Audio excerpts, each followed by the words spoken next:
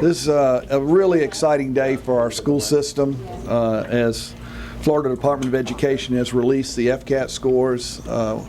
When last night I received the call from our Assistant Superintendent, Scotty Crowe, that our scores were very, very high throughout our district. It was just very exciting for me, and right away, you know, I reflected on again what great administrators and teachers and the support that we have throughout this community, and what a positive day it is. A few things I want to talk about, though, is one thing that I'm extremely proud of is that, again, looking at this and analyzing the data, that Leon County Schools is the #1 minority-majority district in third grade reading throughout the state.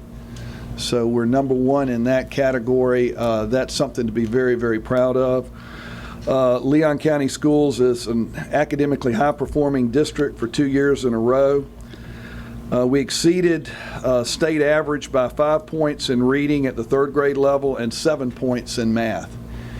And we did it in a year that, as DOE released their press release that y'all saw, that everything was pretty flat, you know, around the state. So that's again quite an accomplishment. One of the issues that we've talked a lot about that as a state we have to continue to move forward on is closing the achievement gap. You know, that's something that is very, very important. And when you think about that, we're ranked #1 in a majority-minority districts for third grade reading, and we're third in math throughout the state. So you think about that, #1 in reading, third in math. That shows that we are definitely closing the achievement gap and working towards our goal in Leon County. 79 fewer students scored at level 1 in reading this year than last. That's 79 students that will not be in there. Pineview had the highest gains in reading at 19%. Fort Braden had the highest improvements in mathematics at 31%. Leon continues to beat the state average in 4th and 8th grade writing. The district increased proficiency in writing in elementary +4, middle +4, and at high school +11. All of our high schools increased their writing scores. Godby had the highest increase with 23% increase in proficiency level in writing. So Godby, congratulations to Godby High School. I noticed that DOE did mention Leon County Schools in their release. I want to thank them for that. One of the areas that I think we made a lot of improvements is having teachers actually going out focusing on curriculum improvement in our schools. You know, the teachers are driving this. We have teachers that we've even brought out to the district that are leading that. I have 2 of them here, Kathy Quarters here, Liz Green. If you look at, Liz, the schools that you worked with in writing the Title I, I hope you take a chance to look at our Title I writing scores, even versus our non-Title I. I think it's a good data area to look at. And if you're talking about closing the achievement gap, what's going on in writing in those areas. And again, there was a collaborative effort by all the stakeholders, our parents, our community, our students, teachers, you know, administrators, everybody working together to accomplish a goal. And again, we're very proud of our accomplishments today in the Leon County school system.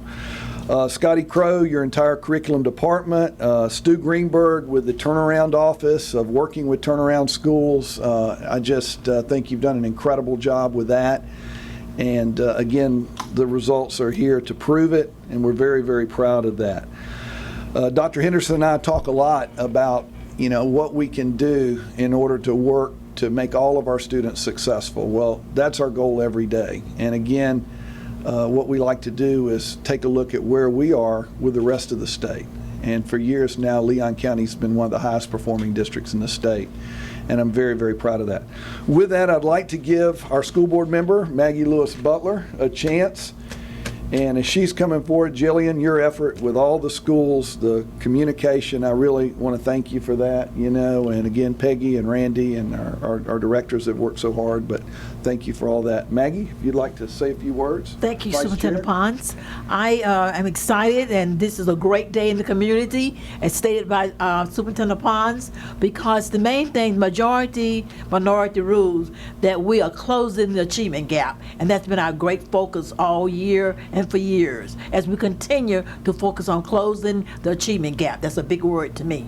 And also the teachers in the classroom making very sure, and our leaders making very sure they're out there within the schools working with the teachers to make sure that teachers using the guidelines to make sure that our students continue to focus on reading, writing, and mathematics. And because of that, STEM would be great.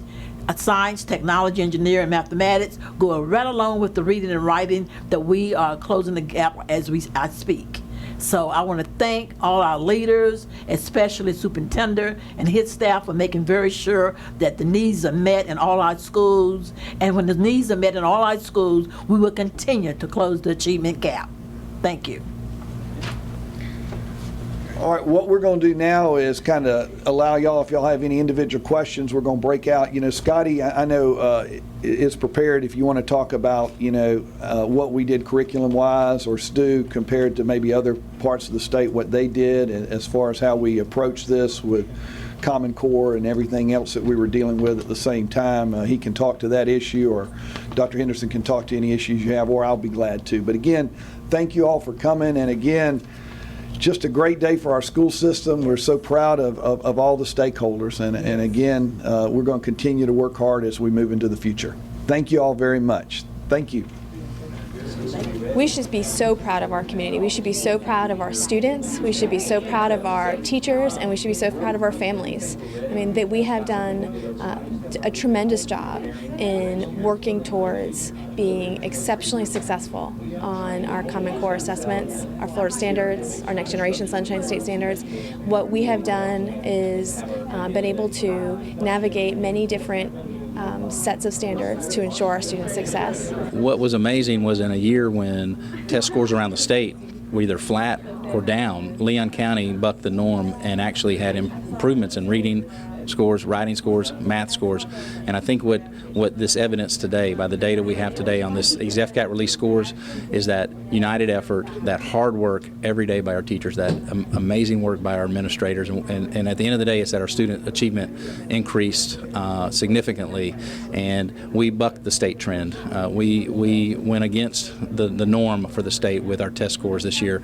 And I'm just so proud of our students. I'm extremely proud of our teachers, and really hats off to our administrators. They did a yeoman's job this year, worked so hard, and today is evidence of all the good work they did. Outstanding work on the part of teaching and learning. The Department of Teaching and Learning with Scotty Crowe and Stuart Greenberg, or the Greenbergs I should say, his whole staff. Our efforts have been diagnostic and prescriptive. One, we take a look at what schools need, and then we provide those services to schools.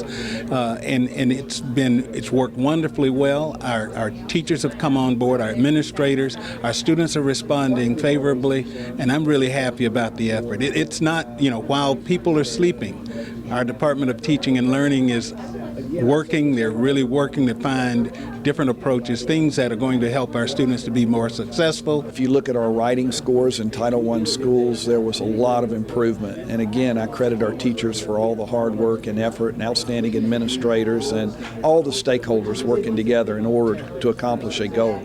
We, as leaders in Leon County school system, thought it would take a great effort to close the achievement gap. When you close the achievement gap, you're making very sure the graduation rate is up. I feel like having teacher leaders in the school providing professional development has made a big difference for us. We're the #1 minority-majority district in the state when it comes to reading. What came out today makes me very proud to be an employee of Leon County Public Schools. Our schools had a deliberate focus on teaching in an interactive manner that we knew would lead students to be successful when they needed to be measured, and we didn't do it through test preparation.